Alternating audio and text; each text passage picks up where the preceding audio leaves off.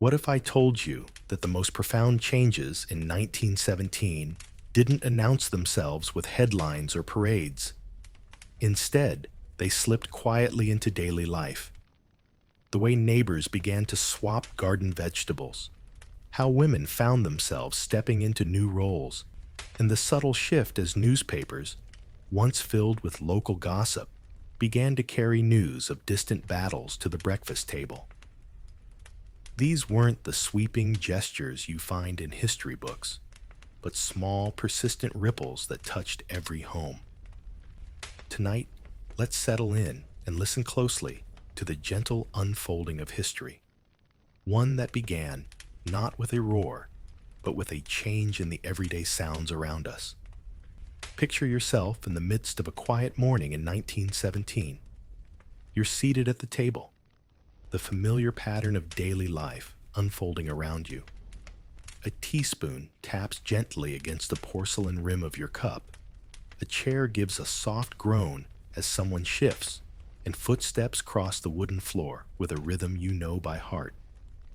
Yet, if you pause and listen, something in the air feels changed. The neighborhood, once shaped by the steady sounds of routine, now carries new notes. The sharp whistle of a distant factory cuts through the gentle hum, breaking the spell of ordinary days. From a neighbor's window, a gramophone lets loose a bright, insistent patriotic tune, louder, somehow more urgent than the Sunday hymns you once took for granted. The shift isn't abrupt. It seeps in, quietly retuning the background music of home. This was 1917, the year when the sounds of American life began to change. At first, it's easy to dismiss these differences. The sizzle of bacon still rises from a cast iron skillet. The bark of a dog echoes from down the street, and the laughter of children spills through open windows. But beneath those layers, something new is taking hold. The war, distant and almost unreal, finds its way into the very fabric of daily life. Not with a crash, but with a slow, steady beat. The familiar noises remain, but new ones join the chorus. Sounds that carry the weight of a world at war. Listen to the clatter of a sewing machine. For years, it was the quiet companion to evenings spent mending shirts and hemming skirts. By 1917, that same clatter speaks with new urgency. Kitchen tables are crowded with fabric and thread, women's hands working quickly to stitch uniforms for men who have left for the front. The sound is no longer just domestic. It is a small act of participation in something far larger. Down the block, factory whistles pierce the air at odd hours, their calls more frequent and insistent. Machines inside churn out supplies for soldiers, their steady hum a sign that the country's priorities have shifted. The train station, once a place of comings and goings, now sends out engines heavy with troops and equipment. Each screech of the brakes, each burst of steam, marks another farewell, another family left waiting for word from far away. Even the sounds of play change. Children's games, once filled with store-bought toys and light-hearted chatter, take on a new tone. Imported playthings grow rare. The jingle of coins for candy or dolls fades away. In their place, the knock of homemade wooden trucks and the clatter of tin can instruments fill the air. These toys, crafted from whatever could be found, reflect a spirit of resourcefulness that's become necessary. Children echo the words they overhear. Snippets about rationing, about fathers and brothers gone to war, folding grown-up worries into their make-believe. Still, their laughter persists, a reminder that innocence endures even as the world changes around them. Gardens, too, begin to sound different. Where once there were flower beds and scattered herbs, Now rows of carrots, beans, and potatoes rise from the soil. Neighbors work side by side, their voices blending with the scrape of hose and the ring of watering cans. These victory gardens are more than a pastime. They are a collective effort, a way to relieve the strain on the nation's food supply. The simple act of turning soil, of planting and tending, becomes a quiet statement of resolve. Each harvest is a small triumph, every shared meal a testament to cooperation and care. Music drifts through open windows, changing the mood of entire streets. Patriotic marches, brisk and stirring, call listeners to action. Sentimental ballads, softer and slower, speak of longing and hope. These songs are not the background noise of a peaceful country. They are a call to unity, a reminder of the sacrifices being made. Gramophones, once a luxury, become more common, and their melodies seep into homes, weaving together private and public life. The lyrics are clear and direct. Do your part. Give what you can. Remember those who are far away. In this new soundscape, music becomes both comfort and command. The streets themselves reflect the shift. Delivery wagons, once heavy with treats and luxuries, now carry only what is needed. The rumble of early automobiles grows more familiar as families adapt to changing circumstances. School bells still ring in the morning, but classrooms linger into the evening. Students and teachers gathering to knit blankets or roll bandages for soldiers overseas. Town squares fill for fundraising events. Coins clink into collection tins, and speeches echo across small crowds. Each word a thread in the growing fabric of community effort. None of these changes arrive with fanfare. There is no single moment when everything is different. Instead, the transformation is quiet, steady, a slow layering of new sounds onto the old. The scrape of a sewing machine, the clang of a spade in the garden, the strains of a new song drifting through the air. Each one seems small, almost forgettable, but together they form the soundtrack of a country adjusting to a new reality. There is a weight to these sounds, a sense that life is shifting on its axis. The ordinary has become extraordinary, and even the simplest noises carry new meaning. Through it all, a sense of connection grows. The war may be fought far from home, but its echoes are felt in every neighborhood, every household. The rhythms of daily life begin to align, weaving a pattern of shared purpose. Families, friends, and strangers find themselves united by small acts, planting a garden, sewing a uniform, singing a song. The nation draws together, not in grand gestures, but in the steady, quiet work of ordinary people. The sounds of 1917 are the sounds of a country learning to move as one. Looking back, it's easy to overlook these subtle shifts. The clatter of industry, the murmur of neighbors in the garden, the music that fills the air.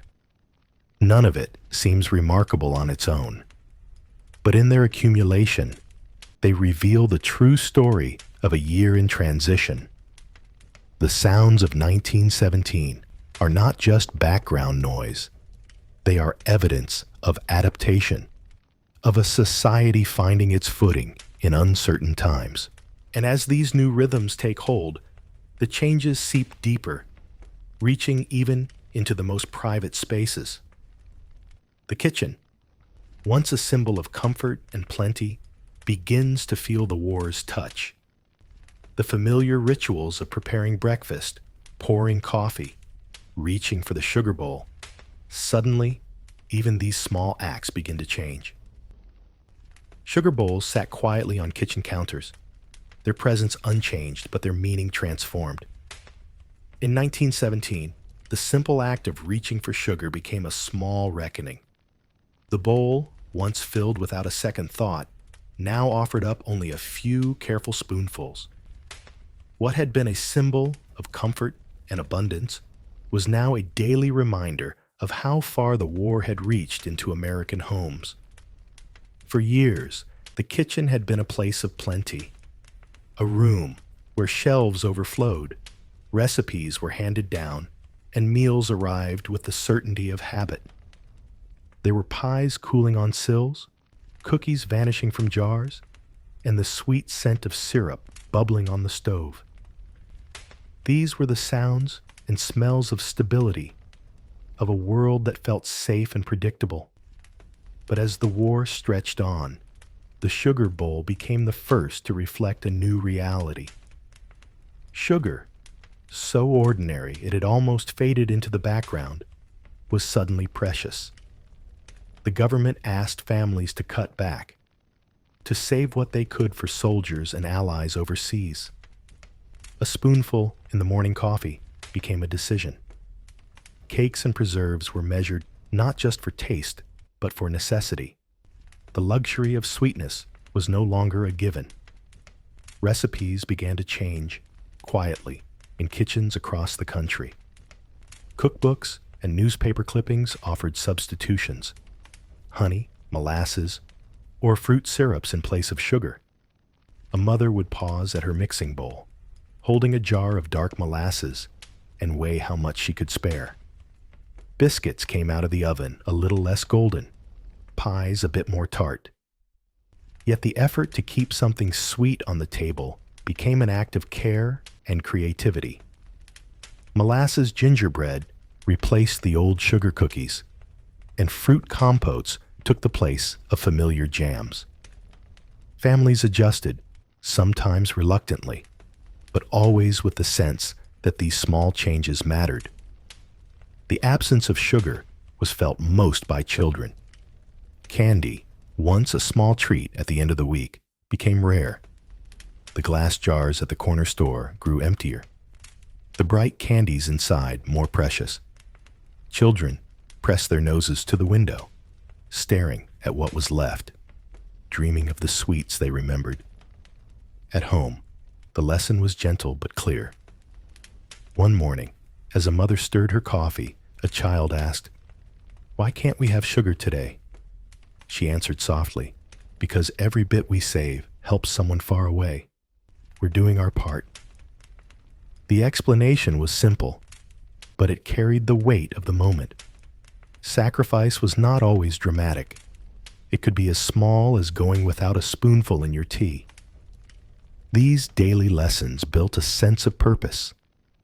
Posters appeared on walls and in shop windows, their cheerful slogans urging, "Save the sugar." The message was everywhere. The choices made in the kitchen mattered beyond the walls of the home. Each family's restraint was woven into a larger effort, a quiet thread connecting households across towns and cities. The sugar bowl became a symbol of solidarity, a way for ordinary people to feel part of something greater.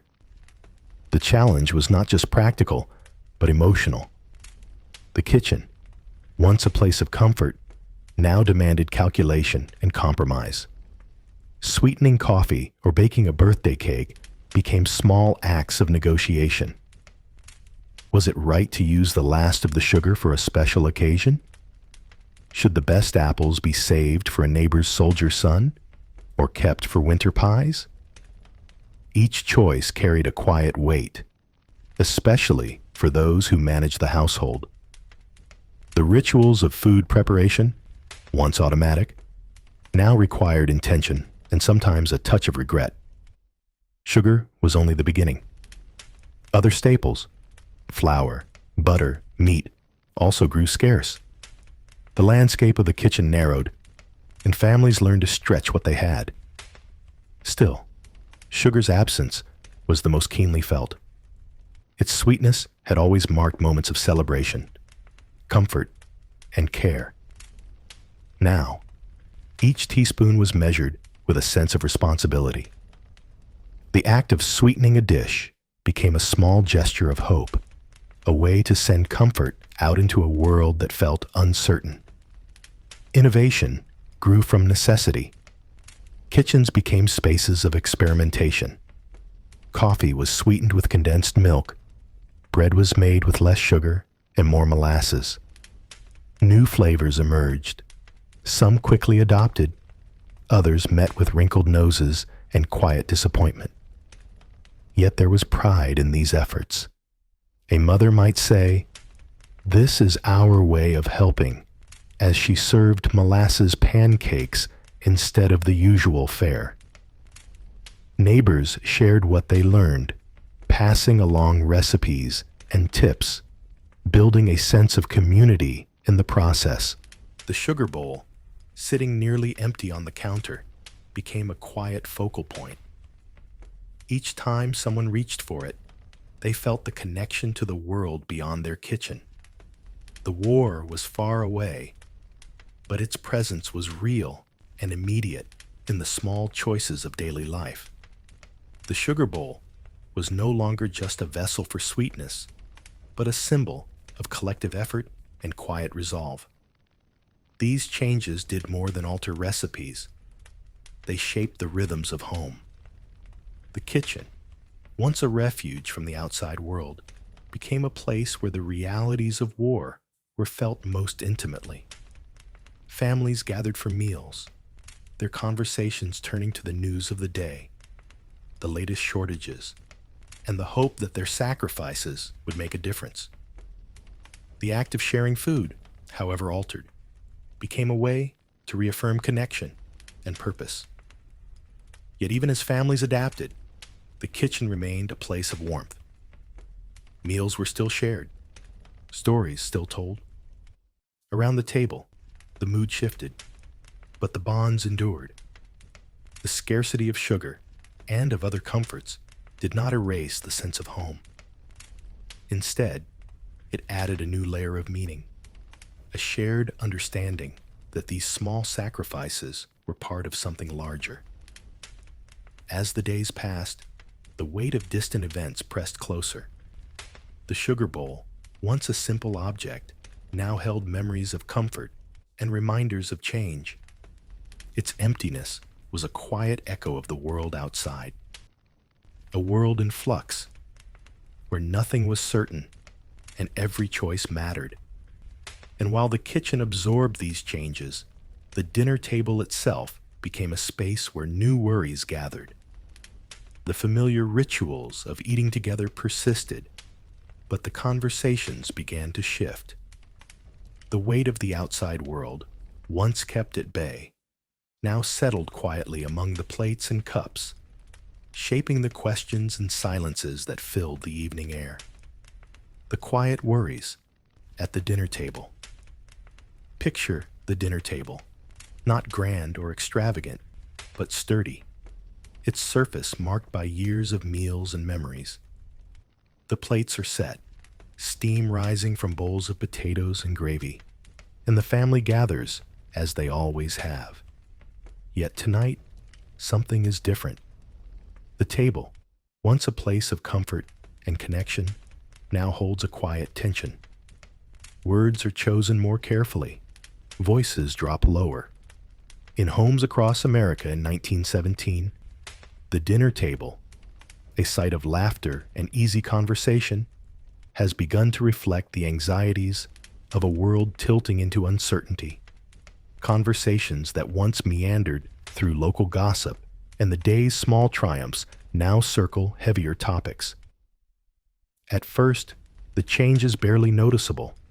A folded newspaper headline, maybe news of President Wilson's latest speech, or a mention of troops gathering overseas, catches someone's eye.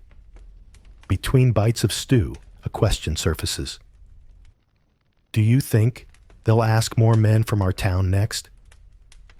The question hangs in the air, and suddenly the room feels smaller, the stakes higher. These moments, once rare, become more common as the war's shadow lengthens. For most families, news of war seeps in slowly, not with a crash, but in fragments. A headline read aloud, a whispered conversation on the porch, an envelope stamped with unfamiliar instructions. At the dinner table, questions often outnumber answers. Will rationing become stricter? Which neighbor might leave next? What does it mean to be drafted? And will there be enough time to prepare? Parents try to answer, but the truth is that no one really knows. The uncertainty sits between them, just out of reach, but impossible to ignore. Children notice these shifts, even when adults try to protect them. They spot the way their mother hesitates over recipes that use less butter, or how an uncle pauses before answering a question about new jobs at the factory. Their questions, when they come, are often simple but piercing. Why does Papa come home later now? Beneath the curiosity lies a growing awareness, a sense that the world outside is changing in ways that even grown-ups struggle to explain. And yet, for all the worry, hope finds its way to the table. Sometimes a letter arrives from a cousin training with his regiment, full of optimism and stories about camp life. Neighbors share news over fence posts. Mrs. Kelly's boy wrote again. He thinks he'll be home by Christmas. These scraps of reassurance, whether true or not, are passed around the table, offering brief respite. Families cling to these moments, letting them brighten the mood, if only for a little while. Still, hope is fleeting. The unpredictability of the war's reach is always present. Families rely on the mail to bridge distances, but every letter brings a mix of relief and dread. Sometimes, a mother unfolds a letter slowly, her eyes darting across the page for the news she fears most. On other nights, a box sits unopened on the counter, its meaning unspoken but heavy. Silence from a loved one overseas can be as unsettling as any bad news. The smallest comfort, a familiar handwriting, a light-hearted joke, lifts the gloom, but the absence of news lingers long after the meal ends. Parents walk a fine line. They want to protect their children from worry, yet they know the family must be prepared. Grown men speak of the draft in low voices, leaning in to share concerns about how many will be called from the factory, or what arrangements will be made for those left behind. Sometimes, they wonder aloud if their own family name might soon be whispered in the town square, joining the list of those already sent away. How did families balance honesty with shielding young ears? It was a delicate act, sharing enough to prepare children for change, but not so much that fear took root. Often, parents would answer questions simply, offering reassurance without false promises. We don't know what will happen, but we'll face it together, a father might say. Children learn to read between the lines, sensing both the comfort and the uncertainty in these words. The weight of the unknown settles quietly at the table. There are no dramatic announcements, just small gestures. A mother sitting a bit straighter, a father's smile held a moment too long. The bread is passed, the gravy ladled, but everyone feels the press of unspoken worries. Each meal becomes an exercise in holding things together, in fighting back the fear that tries to seep into every corner of the home. The rising cost of common ingredients often sparks its own kind of conversation. Butter, flour, sugar, staples that once seemed reliable, now come in smaller amounts, or not at all. The meal itself begins to speak as loudly as the words exchanged.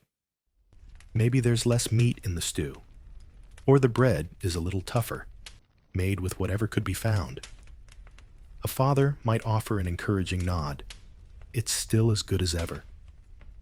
His words linger, working to reassure the table, even as everyone knows things are changing. These conversations, quiet as they are, mirror a growing national awareness. At dinner tables, Discussing the draft, rationing, or distant battlefields, Americans begin to see their own lives reflected in the struggles of others. A sense of shared purpose grows, reshaping daily routines. Perhaps they can't change the course of the war, but they can take small steps, saving supplies, writing letters, offering comfort to neighbors whose sons have left. Around these tables, connections deepen. The discussions that fill quiet meals echo the ripples moving across the country, reinforcing a collective sense of duty. Yet the dinner table remains a place of bittersweet steadiness. Rituals, passing the bread, sharing the last bit of jam, anchor the family, even as the world outside shifts. The worries don't erase these moments. They exist alongside them, threading themselves into the fabric of each meal. There's comfort in the routine, even when it's tinged with uncertainty. Night after night, these conversations carry the weight of a changing world into the most personal spaces. Dinner tables that once seemed untouched by distant events now reflect the shared emotions of homes everywhere. Meals become moments of reckoning, of preparing, of holding on together as the unknown presses closer. And just as families wrestled with dinner table worries, another sound changed in 1917, the footsteps of the mailman. The mailman brings hope and fear. Each morning, the routine unfolds much the same. The family moves through breakfast, the children gather their things, and the house settles into its quieter rhythm. But there's a new pause in the day, a moment when everyone listens for the arrival of something that could alter the shape of the hours ahead.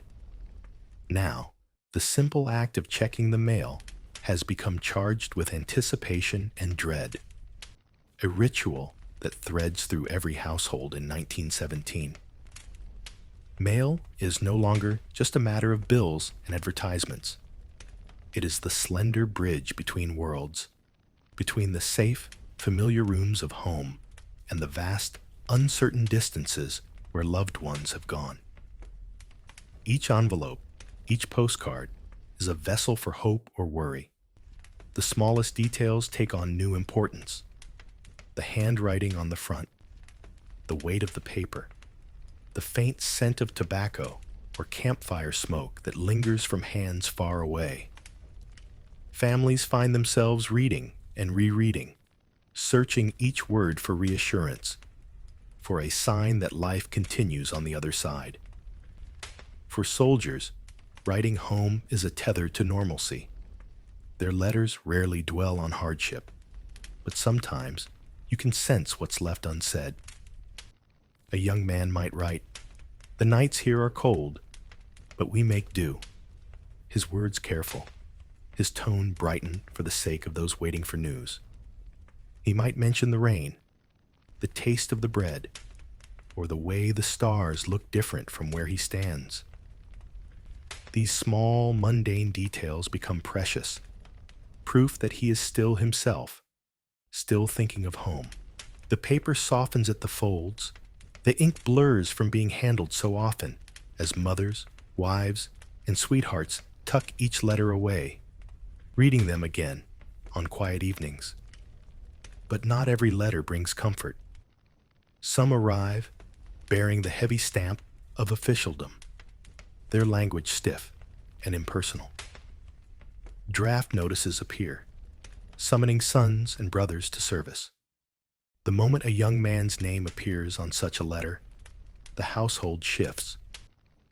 The kitchen grows quieter, the dinner table conversation falters, and the future rearranges itself in a heartbeat. The letter is read aloud, sometimes twice, as the family tries to make sense of what it means, when he will leave, what he should bring, and how they will manage in his absence. The uncertainty is sharp and immediate, pressing in on every plan. Then there are the letters everyone fears. the telegrams. What goes through a family's mind when a messenger knocks at the door? The sound of a bicycle in the lane, the sight of a uniformed boy approaching, can freeze a neighborhood in an instant. People pause at their windows, eyes following his path, hearts pounding for the house where he stops. The telegram is brief, its words measured and cold. We regret to inform you. Grief arrives in a rush, not waiting for the privacy of a closed door. The news is shared in whispers, in embraces that last too long, in the silence that falls after the messenger leaves. The loss is not just personal. It ripples out, touching neighbors, friends, and the entire community. Still, most days, the mail brings something gentler. A letter from a son stationed in France, a postcard from a friend training in Georgia, a note from a cousin who has found work in a distant city. These missives are shared around the table, read aloud in the evening, passed from hand to hand. The words are ordinary, sometimes even cheerful. A soldier might describe the mud in the trenches or the taste of army stew, but always with a touch of humor, a determination not to worry those at home. "Don't fret about me," he writes. "I'm making friends and learning to cook." The effort to sound brave, to reassure, is itself a comfort. Families cling to these lines, letting them brighten the long days between letters. Over time, rituals form around the mail. Some families keep every letter tied with ribbon or tucked in a special box, bringing them out on Sundays to read again. Others respond with careful detail, describing the smallest changes at home, the dog's new trick, the first tomatoes in the garden, the neighbor's new baby. The exchange becomes a lifeline, a way to hold on to ordinary joys in extraordinary times. Communities, too, find ways to reach out through the mail. In one town, a group of women gathers each week to sew socks and scarves, slipping notes of encouragement into the parcels. School children write letters to unknown soldiers, their careful handwriting and earnest words a reminder that the world at home is thinking of those far away. These gestures are small but meaningful, tokens of care that travel across the ocean, landing in muddy camps and crowded barracks. The mail is a thread that binds home and front, comfort and hardship. Even so, the act of waiting never grows easier. The days between letters stretch out, filled with questions. Did the last parcel arrive? Has he received the news from home? Is he safe? The absence of news can be its own kind of worry, a silence that settles over the house. Families develop a kind of patience, learning to live in the space between messages, to find reassurance in the smallest details. The familiar handwriting, the way a letter is addressed, the date at the top of the page. The emotional weight of the mail is shared by everyone. Neighbors check in on one another, asking quietly if any word has come. When good news arrives, it is celebrated. A letter read aloud on the porch, a photograph passed around at church, a story retold at the market. When bad news comes, the community gathers, offering food, company, and what comfort they can. The mail is not just a private matter. It is a public bond, a way for people to care for one another in uncertain times. As the months pass, the mail becomes a record of the war's progress, a diary written in many hands. Letters from the front speak of hope and endurance, of longing and fear. Letters from home describe the changes in daily life, the ways people adapt to shortages and new routines. The exchange is uneven. Sometimes a letter takes weeks to arrive. Sometimes it never comes at all. But the act of writing, of reaching out, is itself an act of faith. It says, I am here. I am thinking of you. I am waiting for your return. The mail also teaches families to read between the lines. A letter that says all is well might be hiding sorrow or fatigue. A postcard with only a few words might speak volumes about what cannot be shared. Over time, families learn to listen for what is not said, to trust their instincts, to hold on to hope even when the news is thin. In the end, the mail is more than just paper and ink.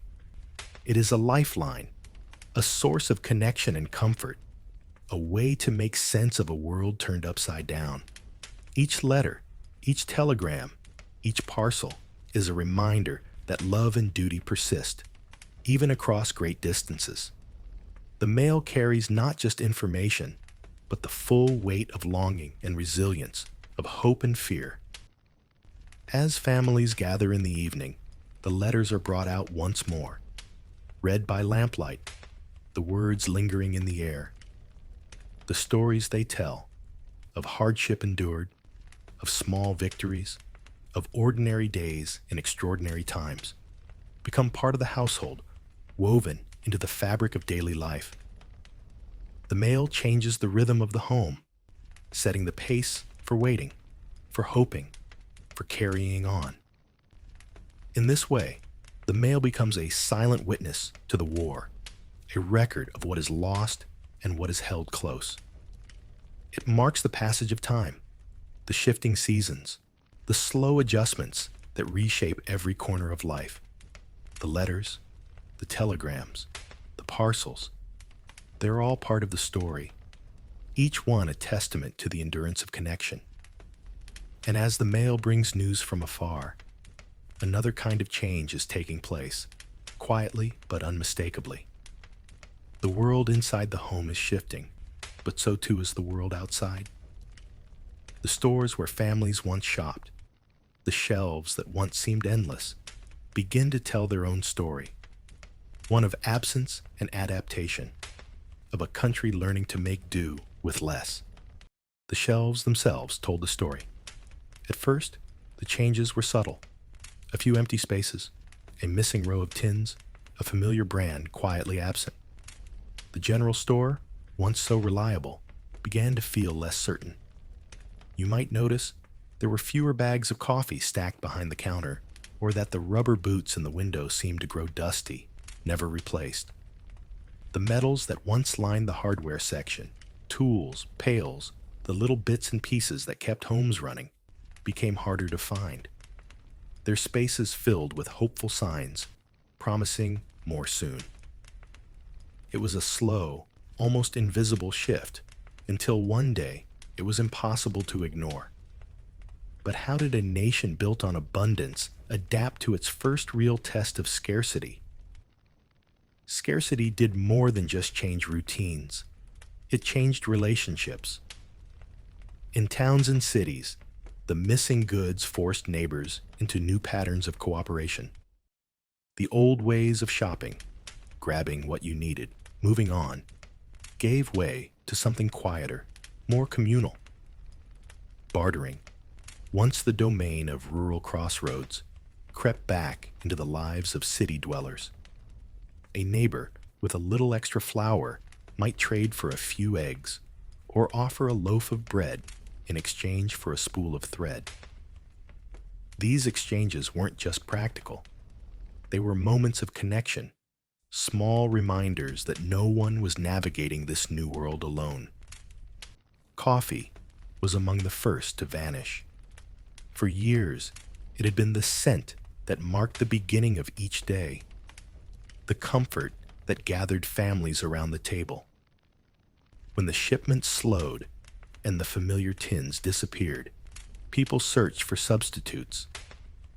Chicory became the stand-in of choice, roasted and brewed to mimic the flavor as best it could. Some families grew to accept its bitter edge. Others simply missed the old taste. But the ritual remained, the morning cup, the shared conversation, even if the drink itself had changed.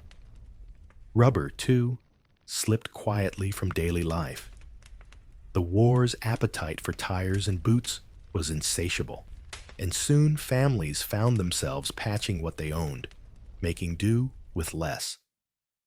Bicycles were repaired again and again, each trip to the store for a new tube ending in disappointment. Shoes were worn longer, soles patched and repatched until the leather itself gave out. The absence of rubber was not just an inconvenience, it was a reminder every time a child walked to school or a father went to work of how the war shaped even the smallest details. Metals disappeared in their own way. The hardware store, once noisy with the clatter of tools and the ring of hammers, grew quieter. Pots and pans, nails and wire, all were redirected, destined for factories and shipyards. Even the most ordinary household repairs became small challenges, solved with ingenuity or the help of a neighbor. A broken hinge might be fixed with a borrowed screw. A leaky pail, patched with a scrap of tin, saved from another project. The shortages required patience and a willingness to ask for help. The rhythm of shopping changed too. Where once a trip to the store was almost a social occasion, now there was a sense of purpose, a quiet urgency. Shoppers compared notes in the aisles. Did you hear who got the last bag of coffee? Any word on when the next shipment of rubber will arrive? Lists grew shorter, but every item mattered more. People learned to plan ahead, to stretch what they had, to accept disappointment without complaint. At home, these new habits became part of daily life. Kitchens transformed into small laboratories of experimentation. When coffee ran out, chicory was roasted and ground. When rubber was gone, shoes were patched and bicycles borrowed. When metal was scarce, families found ways to repair and reuse, to make things last just a little longer. The old expectation that the store would always provide gave way to something more resilient, a sense that solutions could be found close to home. Homemade goods took on new importance. Bread, once bought without a thought, was now kneaded and baked at home. The flour measured carefully, each loaf a small victory. Candles, soaps, and even simple toys were crafted from whatever could be found. The work itself, a kind of comfort. The absence of convenience made every effort feel meaningful. Each finished loaf, each mended shoe, was a quiet assertion that life would go on. Communities responded in ways that felt both new and familiar. Sewing circles, already a fixture in many towns, became places not just for talk, but for action. Women gathered to share patterns and advice, to trade fabric and buttons, to support one another through the small frustrations of making do. If you add a splash of vinegar, someone might say, the soup will stretch another day. These gatherings were more than practical. They were acts of solidarity, small bulwarks against the uncertainty outside. Bartering spread beyond the home, weaving itself into the fabric of daily life. School teachers traded lessons for eggs. A barber might cut hair in exchange for bread. The market itself became a place for negotiation, where goods were exchanged with a handshake, a nod, a quiet word. These trades were not always equal, but they were always neighborly, rooted in the understanding that everyone was doing their best. Scarcity also revealed the quiet lines of privilege. Those with means, connections, savings, or simply a well-stocked pantry were shielded from the worst of the shortages. A wealthy family might still find coffee for Sunday breakfast, or keep butter on the table. For others, the choices were starker. Water and flour stretched to make bread, shoes worn past comfort, small luxuries set aside. Yet the spirit of collective sacrifice softened some of these divides. Stories spread of families sharing what they could, of neighbors pooling resources, of gatherings where everyone brought something, no matter how small. Victory gardens became a common sight. Lawns and flower beds gave way to rows of beans, carrots, and potatoes. Schoolyards and churchyards filled with vegetables, each patch a testament to persistence. People gathered to trade seeds, to share advice, to celebrate each new sprout. The garden was more than a source of food. It was a symbol of hope, a small promise that even in lean times, something new could grow. The shortages themselves became part of the national story. Posters in shop windows and on street corners reminded everyone, do with less so they'll have enough. Each empty shelf, each missing item, was framed as a contribution to the war effort, a sign that every sacrifice counted. The absence of coffee or rubber or metal became a point of pride, proof that even the smallest choices mattered.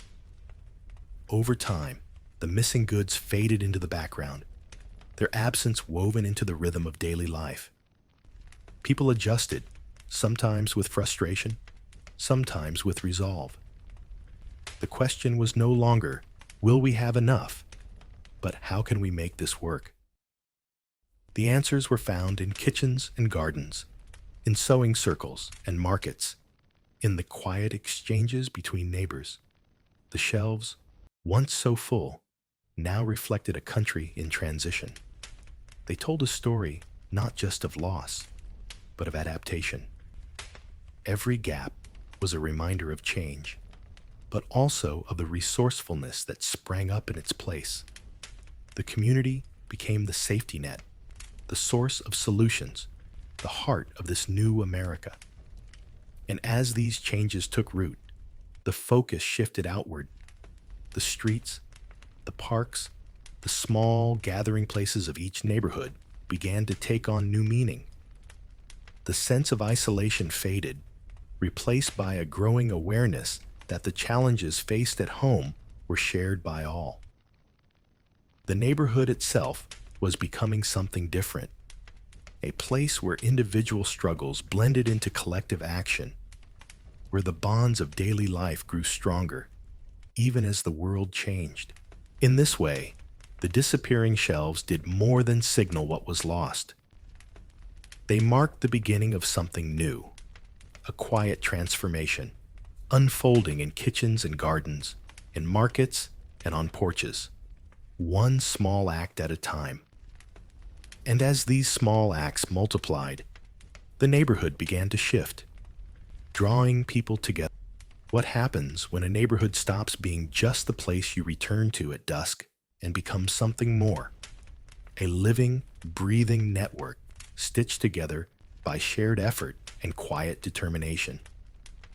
In 1917, towns and cities across America saw their neighborhoods begin to shift in ways that felt both ordinary and profound. This transformation did not arrive all at once or with grand gestures. Instead, it unfolded in the everyday. Neighbors pausing at the fence to trade seeds, church doors swinging open before sunrise, the hum of activity in town halls after dark. These small actions, each one easy to overlook, began to weave a new social fabric, one that would hold communities together through the uncertainty ahead. The change started quietly. A single yard, once filled with roses or neat grass, was dug up and planted with rows of beans and lettuce. The Victory Garden, at first a novelty, soon became a symbol. Before long, front lawns, vacant lots, and the corners of churchyards filled with vegetables. The work was communal from the start, neighbors sharing seeds, swapping advice about soil and pests, and lending tools that had sat unused in sheds. People who had never grown more than a pot of herbs on the windowsill found themselves learning new skills, guided by those who remembered older ways. These gardens were not just about food. They were about resilience and mutual support. Each row planted was a quiet promise. If we all do a little, no one has to go without. The gardens became gathering points. On any given afternoon, you might hear the laughter of friends crouched beside carrot tops, the scrape of hose turning earth, or the clink of watering cans passed from hand to hand. Children watched, eyes wide, as the first green shoots broke through the soil. They counted weeks to the first harvest, guessed at the weight of the coming tomatoes, and ran errands for their parents, fetching water, carrying baskets, learning alongside the adults. The act of growing food became a lesson not just in self-sufficiency, but in the power of shared labor. Every ear of corn, every handful of beans meant less pressure on the country's strained food supply. It was a quiet act of patriotism, rooted in the soil of home. Inside, another kind of work was underway. Sewing circles, once a place for neighborly talk and the swapping of patterns, transformed into engines of collective effort. Parlors and church basements filled with women, some young, some old, gathered around tables piled high with fabric. Their hands moved in steady rhythm, stitching socks, scarves, and bandages for men they loved, and for strangers they'd never meet. The talk was quieter now, focused on the work, punctuated by news from the front or updates about neighbors. For many, the sewing was more than a chore. It was a way to channel worry into action, to feel connected to loved ones far from home. The repetitive motion of needle and thread mirrored the slow, determined perseverance that held families together while the world outside changed. These sewing circles did more than produce goods. They produced comfort, solidarity, and a sense of purpose. For those without a brother or husband to write to, the work offered a way to contribute, to send a piece of themselves out into the world. The finished piles of socks and scarves were packed into boxes, each marked with a name or a note of encouragement, then sent off to soldiers whose faces the makers might never know. The sewing room became a place where fear and hope mingled, where stories were shared and burdens lightened, stitch by careful stitch. As the weeks passed, these efforts grew. Fundraisers and raffles appeared in barbershops and hardware stores, their proceeds going to the Red Cross or to purchase supplies for the troops. Town squares filled with tables laden with baked goods, jars of preserves, and hand-stitched quilts. Every dollar raised, every package sent, was a testament to what could be accomplished when people worked together. The boundaries between households blurred as families leaned on one another, sharing what they could and taking pride in what they achieved together. Churches and town halls became the beating heart of these neighborhoods. Their doors opened early and closed late, the air inside thick with the scent of coffee and the murmur of plans. One day, the church basement might be crowded with neighbors knotting blankets or assembling care packages. The next, it might host a meeting to explain new rationing guidelines or to organize a convoy of goods for a nearby depot. The pews became places not just of worship, but of planning and resolve. The conversations here were practical and urgent. How to stretch the flour, when the next shipment of supplies might arrive, who in the community needed help. This new sense of purpose was not without its challenges. When change comes quickly, not everyone moves at the same pace. Tensions surfaced, sometimes in small ways.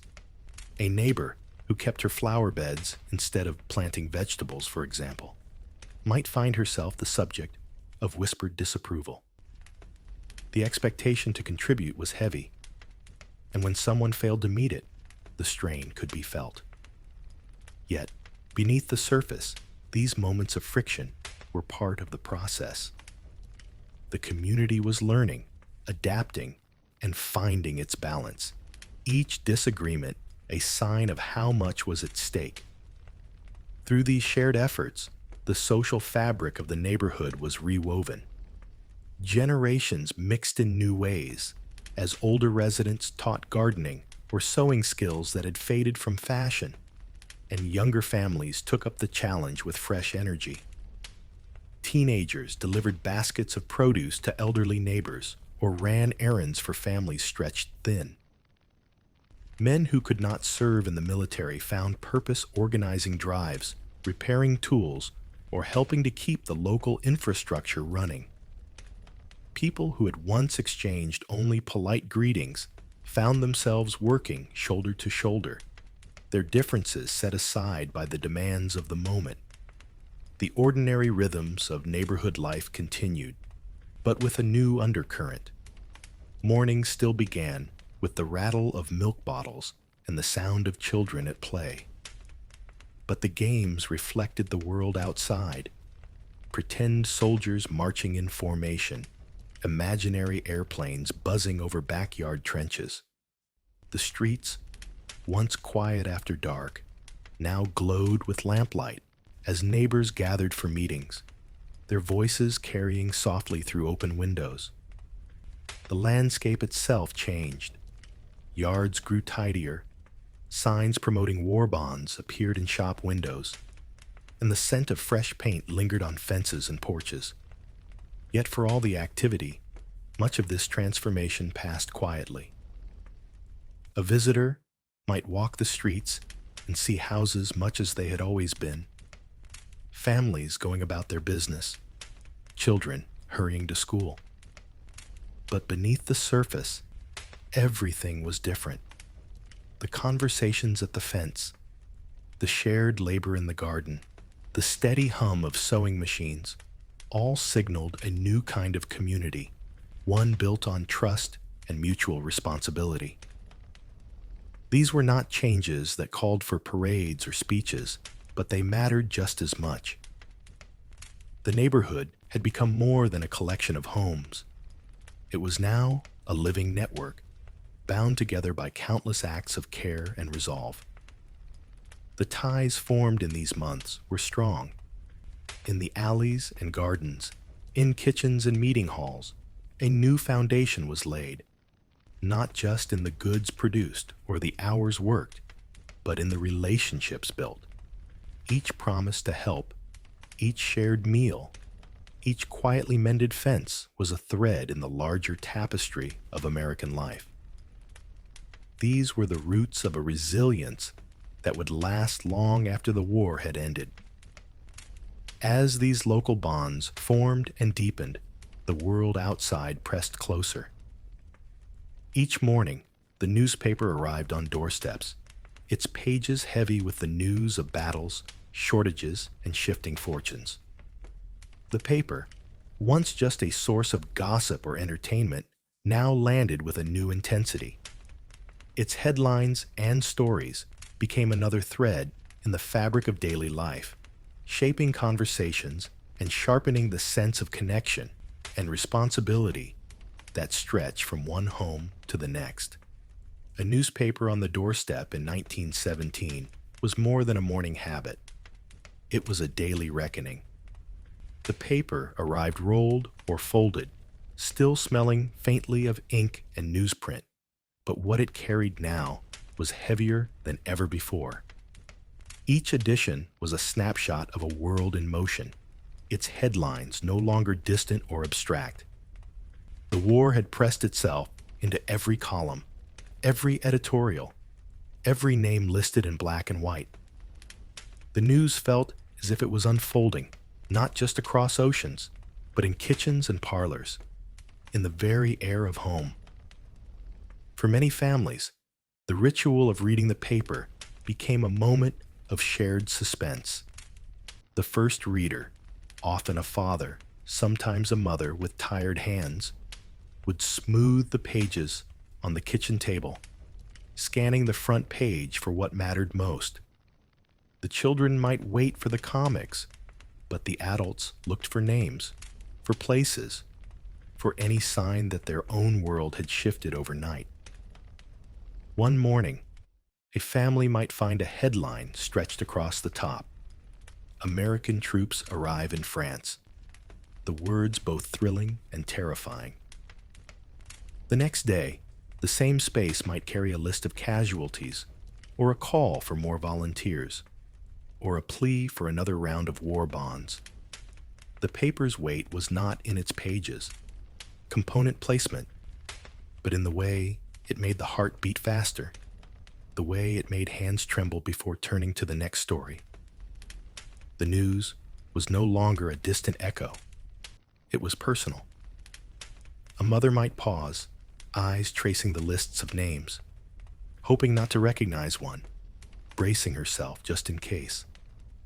A father might read aloud a letter from the front, reprinted in the local column, the words of a neighbor's son, describing life in the trenches or the cold of a French night.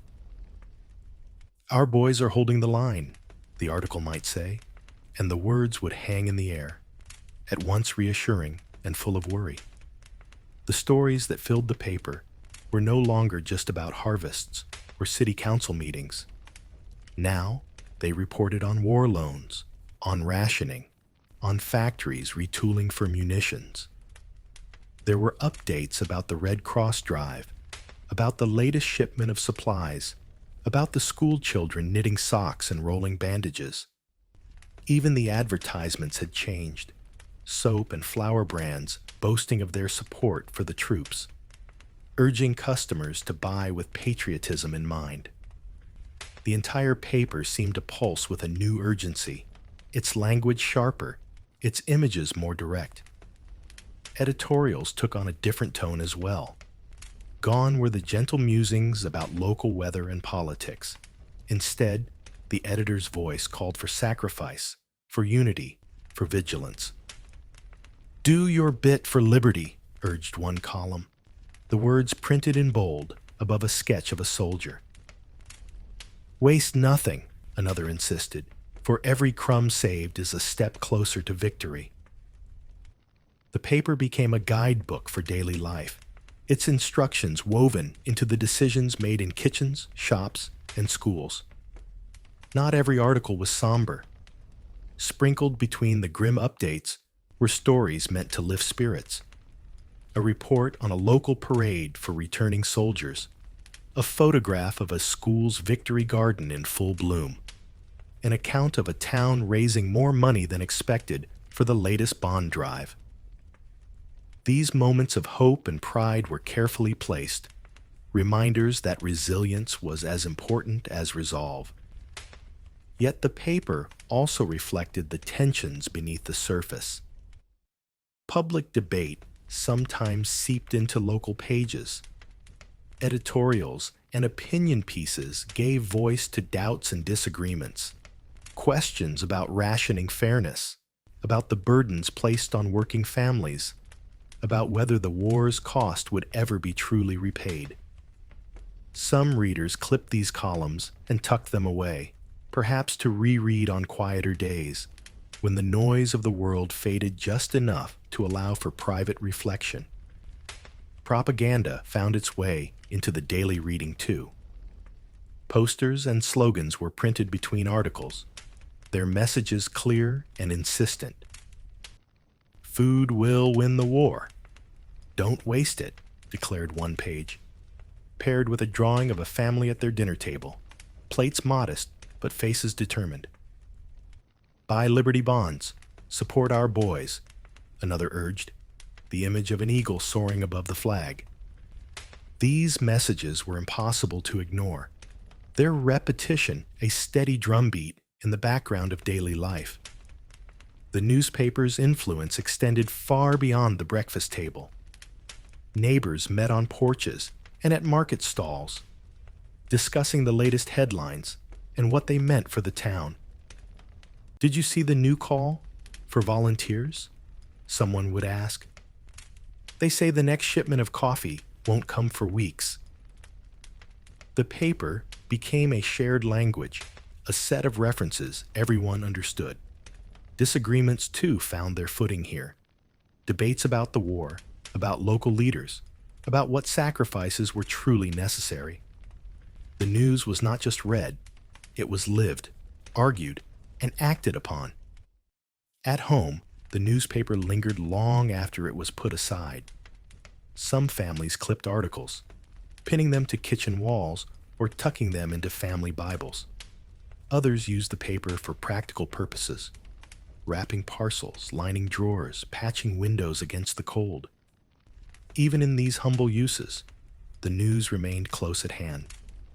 Its ink-smudging fingers, its headlines visible in every corner of the house. But the real weight of the newspaper was in its demands. Every headline asked something of its reader: save more, write letters, buy bonds, knit socks, watch for waste, stand ready. The choices were not always dramatic, but they added up, day after day, shaping the rhythm of home and the habits of a nation. Families felt these calls to action in their bones, the sense that what happened far away depended in some small way on what they did each morning.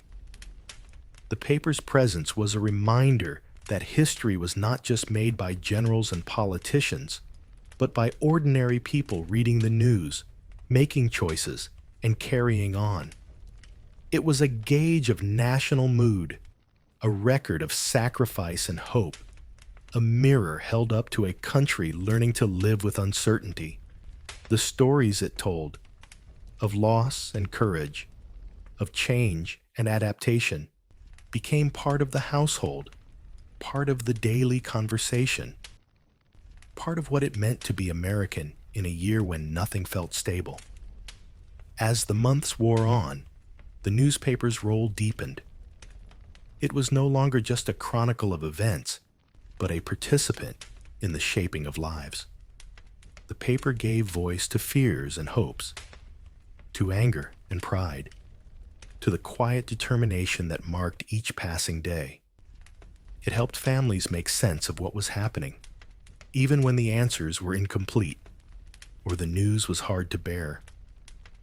The end of each day often found the paper folded and set aside, its stories echoing in the quiet of evening. The headlines faded, but the choices they inspired lingered. The paper's weight was not just in what it reported, but in what it called forth from those who read it: a willingness to adapt, to endure, to hope. Every headline demanded a choice: save more, write letters, buy bonds, and families felt it in their bones. The news pressed them to look beyond their own walls, to see themselves as part of something larger, something still taking shape. The world was changing, not just in distant capitals or on foreign fields, but in the quiet routines of daily life, in the small decisions made around kitchen tables, in the steady, determined work of getting through each day. And in these quiet routines, in these small acts, something new was being built. Something that would last long after the headlines faded and the ink dried. The foundation of a new America was not poured in a single moment, but laid quietly, layer by layer, in the steady routines and shared burdens of 1917. The changes that took hold in those months did not shout their arrival. They grew in the hush of early mornings when families gathered around sparse tables, in the quiet determination of neighbors lending a hand, and in the slow, careful expansion of what was possible for everyone who called this country home. One of the most significant shifts unfolded in the lives of women. When men left for war, many women found themselves drawn out of familiar routines and into roles that had been closed to them. Across towns and cities, women became indispensable in munitions factories nationwide, their work supporting the war effort as they assembled shells, packed supplies, and kept production lines moving. For many, this was the first time earning a wage outside the home, the first time their labor was counted in the ledgers of industry. The change was not uniform. Some communities welcomed it, others resisted, but the effect was undeniable. The sight of women in overalls and aprons, their hands stained with oil or flour, became a new symbol of American resilience. It was not just the work itself that mattered, but the quiet realization that the boundaries of what women could do had shifted. The confidence and skills gained in these months would echo long after the war ended, shaping the future in ways few could have predicted. Industry itself was transformed by necessity. Factories that once produced bicycles, stoves, or canned peaches retooled almost overnight to turn out rifles, uniforms, and engines. The pace was relentless. Engineers and workers, many with little formal training in their new trades, learned to solve problems on the fly, to innovate with what was at hand. Shortages of materials forced creative solutions, new methods for stretching rubber, new alloys for machines, new designs for tools. The lessons learned in these hurried months, the ability to adapt, to work together under pressure, to see the value in every scrap and every hand, became part of the American industrial character. This flexibility would serve the nation again and again, long after the war's demands had faded. Communities, too, found new strength in the face of uncertainty. The old boundaries between households softened. Neighbors who had once nodded politely across fences began to share seeds, recipes, and news. Victory gardens spread from one yard to the next, each plot a promise that no one would go hungry if effort was shared. Sewing circles took on a new urgency, as hands worked late into the night to send comfort to soldiers and relief to families in need. Children collected scraps for the war effort, their games echoing the seriousness of the times. Evenings brought people together, not just for solace, but for planning and mutual support. The sense of isolation that sometimes marked American life gave way to a new pattern of connection, one built on trust, necessity, and a growing recognition that survival was a shared task. How did these quiet transformations in homes ripple into the wider world? The answer was not always visible right away, but its effects were lasting. The habits of cooperation and resourcefulness learned in kitchens and workshops soon found their way into schools, businesses, and local governments. The idea that sacrifice could be collective, that progress was possible when everyone contributed, became part of the national story. The small acts, sharing a loaf of bread, patching a neighbor's roof, teaching a new skill, became the building blocks for a broader sense of what it meant to be American. These changes also shaped how people saw themselves and their country. The daily sacrifices, measuring out sugar, mending old clothes, tending a garden, were no longer just chores, but acts of participation in something larger. The war blurred the line between the home front and the front lines. Every family, every worker, every child understood that their choices mattered. Patriotism was no longer confined to parades or speeches. It lived in the details of daily life. The sense of belonging to a shared struggle created a new kind of unity, one that could withstand hardship and uncertainty. When the war ended, not everything returned to how it had been. Some women left the factories, but many carried their new skills and confidence into other kinds of work, or into the growing movement for greater rights and recognition. Industries, having learned to adapt quickly, continued to innovate, fueling a period of growth and change. Communities remembered what they had accomplished together and were better prepared to face the challenges of the next decades. Economic downturns, new wars, and the shifting tides of modern life. Perhaps the most enduring legacy of 1917 was the quiet understanding that history is shaped not only by those in power, but by the choices made in ordinary homes and neighborhoods. The foundation of a new America was built in the patient, persistent work of people who believed that even the smallest efforts mattered. The year did not announce itself with grand declarations, but with the steady accumulation of small acts, each one a brick in the structure of a country learning to stand together. As the seasons turned and the headlines changed, the lessons of 1917 lingered. The habits of resilience, the bonds of community, and the willingness to adapt became part of the nation's character. These were not just responses to crisis. They were the beginnings of a new way of life. The foundation laid in those months would support the country through future storms, guiding it toward a broader definition of what it could be. And so, as we look back on this quiet turning point, we see not just the hardships endured, but the possibilities that emerged. The story of 1917 is one of steady, determined change, a reminder that the most lasting shifts often begin in the smallest, most unremarkable moments. As we come to the end of this story, let's pause on a single image, the nearly empty sugar bowl at the center of the table, its absence felt by everyone who gathers there. Or perhaps the folded letter, edges soft from being read and reread, carrying news from far away. These small moments held quiet power, shaping not just families, but the character of a nation. Think about the small changes in your own life, how you adapt, what you share, what you hold on to.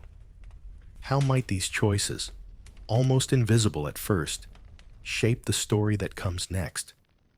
Leave a comment below and share the small acts that have mattered most to you.